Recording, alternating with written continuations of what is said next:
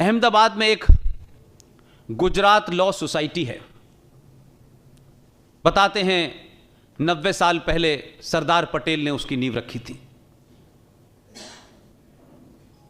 वहां जब मेरी स्पीच शुरू होनी थी तो उनके कार्यक्रम का नाम ही शतरंज था। मैंने कहा कि मैं तो यूपी में जन्मा और 25-30 साल से दिल्ली में रह रहा हूं। बार बार सोचता था कि ये क्या गड़बड़ है कि 47 में उसी रात से एक आदमी आया और 47 के बाद एक रात दूसरा आदमी आया, इतना फर्क कैसे हो सकता है। तो शतरंज के उस खिलाड़ी ने, आप बताएं क्या किया कि धारा वारा तो सब हट गई, लेकिन उसने उसी भाषण में दो बातें बहुत महत्वपूर्ण कही। कहा कि हम पीओ को भी लेंगे, गिलगित बल्तिस्तान भी लेंगे और अक्साई चीन भी लेंगे।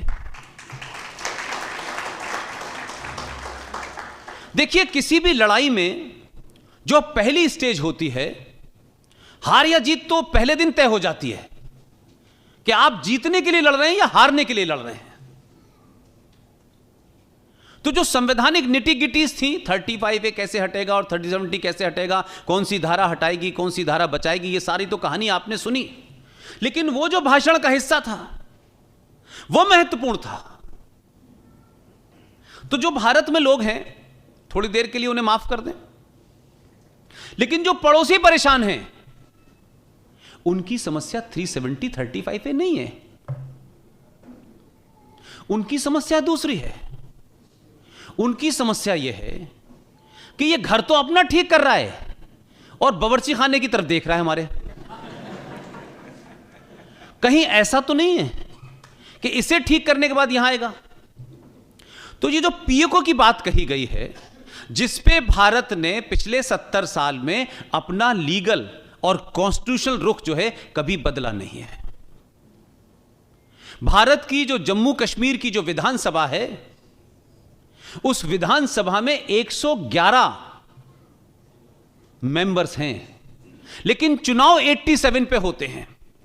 यह मान के भारत ने कि ये जो 24 सीटें हैं ये पाकिस्तान ऑक्युपाइड कश्मीर की हैं, जब ये उन गुंडों से, बदमाशों से, जिहादियों से हम छीन लेंगे तब हम इस 24 सीटों पे चुनाव कराएंगे। ये 70 साल से आपकी पोजीशन है। तो चुनाव 87 पे हो रहे थे और 24 सीटों का मामला था। तो पाकिस्तान ऑक्युपाइड कश्मीर को वो कहता है विवादित है। हमने अपना विवाद ठीक कर लिया। अब लड़ाई का मैदान बदल गया है। पहले हथियार भी हमारा था, मारने वाला भी हमारा था, मरने वाला भी हमारा था, जमीन भी हमारी थी, पैसा भी हमारा था। इन दोनों धाराओं ने राजनीतिक तौर पे जो जिहाद पैदा किया था, जो इस्लामिक निजाम चलाने की कोशिश हो रही थी कि उसी जम्मू कश्मीर में हिंदुस्तान का कोई नागरिक नहीं रह सकता, लेकिन 98,000 2008 से लेकर 2019 तक रोहिंग्या मुसलमान आके बस जाता है, उसके बारे में कोई सवाल नहीं पूछता। लिहाजा पीओके आपका हिस्सा था और है। भारत की संसद में 24 फरवरी 1994 को पीएम पीवी नरसिम्हा राव के एक प्रस्ताव लाए थे। ज्वाइंट सदन की मीटिंग थी और उस सदन में एक प्रस्ताव पारित हुआ था कि भारत और पाकिस्तान के बीच में कश्मीर एक विवाद है। यह है कि जितनी मैंने चुप्पी ली है, इतनी ही खामोशी पीवी नरसिम्हा राव ने गैप दिया। तो जब पीवी नरसिम्हा राव ने एक बार यह कहा कि मेरे राजनीतिक गुरु अटल जी हैं, तब पता चला कि अटल जी तो आधे घंटे से कम से गैप ही नहीं लेते थे। एक डायलॉग कहने के बाद फिर आते थे 3 मिनट बाद लौट के, तो टेलीविजन वालों को बाइट लेने में दिक्कत होती थी। तो जब नरसिम्हा राव ने यह कहा कि विवाद है, तो बहुत सारे सेकुलर और लेफ्टिस्ट उनको लगा कि नरसिम्हा राव इतनी बड़ी बात मान गया, इसका मतलब है कोई नीति में चेंज होने वाला है। लेकिन नरसिम्हा राव ने 10 सेकंड के पॉज के बाद कहा, विवाद सिर्फ इतना ही है कि जम्मू कश्मीर की जिस जमीन को पाकिस्तान ने कब्जे में ले रखा है उसे वापस लेना है, और कोई विवाद नहीं है। आपके उस खिलाड़ी ने वो पर्ची जेब में रखी हुई थी कि ये हमने नहीं कहा, ये तुम्हारे लोग कह के गए हैं। अब हम उस पर अमल कर रहे हैं। अमल कब करेंगे? वैसे ही जैसे अभी हमने अमल किया है कि गए तो हम थे इसलिए कि वहां एक अमेरिकन राइफल मिल गई थी और जिसकी वजह से बड़ा आतंकी हमला होने वाला था, लेकिन हमला कहीं और हो गया। तो जम्मू कश्मीर का एक दूसरा डायमेंशन यह है कि जम्मू कश्मीर सिर्फ आर्टिकल 370 और 35A की समस्या नहीं थी, नागरिकता की समस्या नहीं थी, कुछ कानून की समस्या नहीं थी।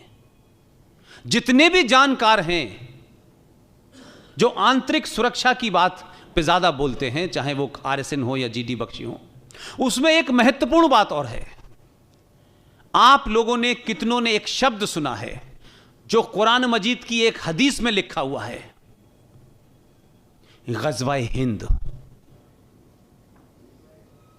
मैं अपने उन भाषणों में बार बार यह कहता था कि 35A और 370 हटा करके जम्मू कश्मीर के कश्मीरी पंडितों और जम्मू कश्मीर पे कोई एहसान नहीं करने वाला कोई भी सरकार हटाए।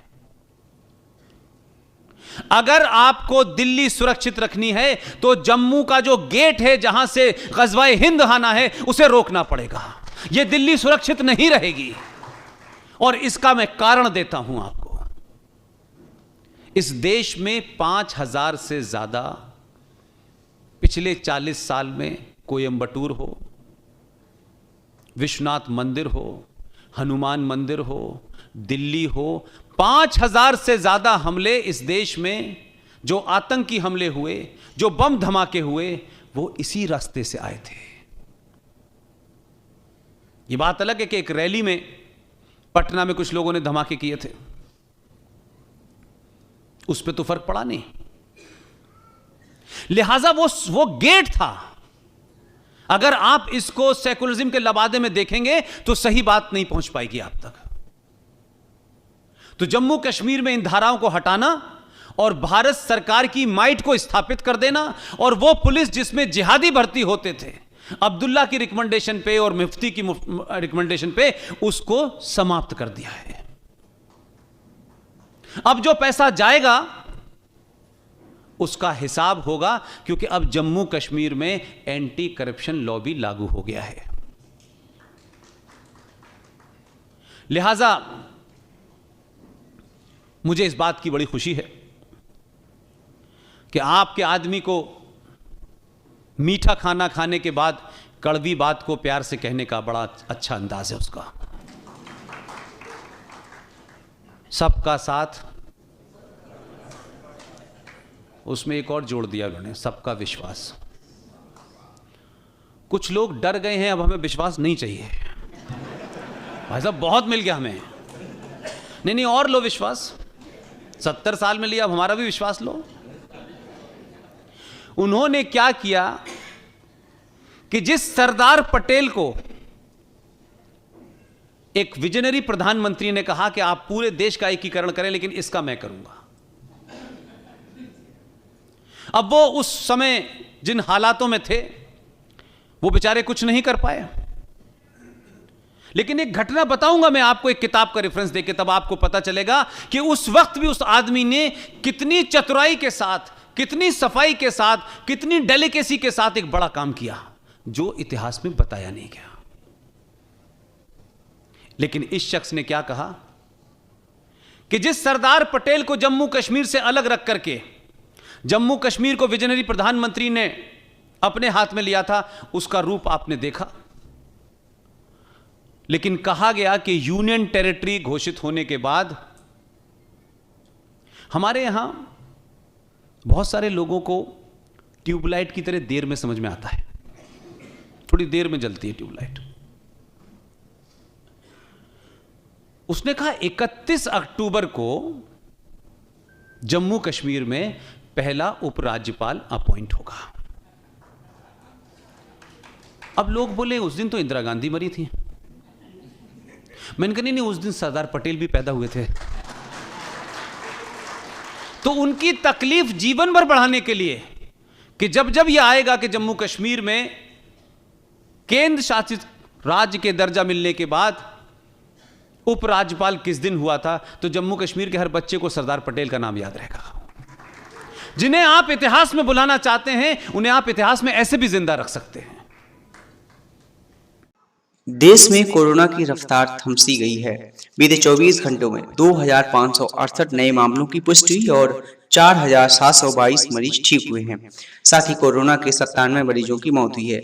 अभी देश में 33,917 एक्टिव केस हैं और पॉजिटिविटी रेट भी 0.37% तक पहुंच गया है। कोरोना से अब तक 5,15,974 लोगों की मौत हो चुकी है। मई में भी कोरोना के मामले तेजी से बढ़ने लग गए थे। चीन वह देश है जिसने पहली बार नोवेल कोरोना वायरस का पता लगाया था। उन कुछ देशों में से एक है जिन्होंने फाइजर और मॉडर्न द्वारा विकसित असाधारण रूप से प्रभावी mRNA कोविड वैक्सीन में से किसी का आयात नहीं किया है। इसकी बजाय अब यह तक 2 चीनी कंपनियां सिनोवैक और सिनोफार्मा द्वारा विकसित टीकों पर निर्भर हैं। हालांकि चीन अपना खुद का mRNA वैक्सीन विकसित कर रहा है। सिनोवैक और सिनोफार्मा दोनों टीके एक पारंपरिक डिजाइन का उपयोग करते हैं, जिनमें कोरोना वायरस के तमाम स्वरूप होते हैं जो निष्क्रिय हो गए हैं। टीके बनाने का एक आजमाया हुआ तरीका जो काम करता है। हालांकि टीके शुरू में लोगों को लक्षण वाला कोविड होने से रोकने में काफी अच्छे थे। यह सुरक्षा समय के साथ काफी कम हो गई। ये टीके ओमिक्रॉन के संक्रमण से भी पर्याप्त सुरक्षा प्रदान नहीं करते हैं। इनसे चीन पर अधिक प्रभावी टीके विकसित करने का दबाव डाला है, क्योंकि वह वायरस के खिलाफ सख्त नियंत्रण नीति अपना रहा है। दोस्तों, अगर आपको वीडियो पसंद आया है तो वीडियो को लाइक अवश्य करें, चैनल को सब्सक्राइब करना ना भूलें। मिलते हैं अगली वीडियो में, तब तक के लिए जय हिंद, जय भारत।